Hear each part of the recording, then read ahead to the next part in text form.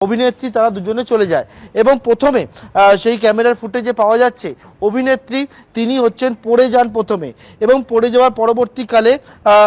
এবং তারপরেই কিন্তু অভিনেতা রাহুল সেও কিন্তু এখানে পড়ে যায়। এরপর দেখা যাচ্ছে যে কিছুক্ষণের মধ্যে এই ডান দিক থেকে ক্যামেরা যে জায়গায় লাগানো ছিল এই জায়গায় তার ডান দিক থেকে একজন ছুটে যাচ্ছেন জলের ওপর থেকে গিয়ে অভিনেত্রীকে প্রথমে উদ্ধার করে পাশে একটা বোট ছিল সেই বোটে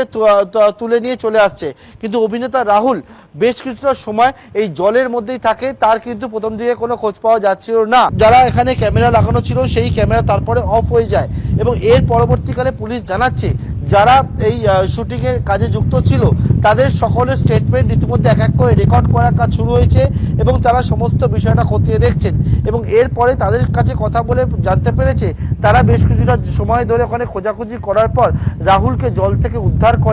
উদ্ধার করে নিয়ে আসার পর হাসপাতালে নিয়ে যায়। হাসপাতালে নিয়ে গেলে চিকিৎসকরা মৃত বলে জানায়।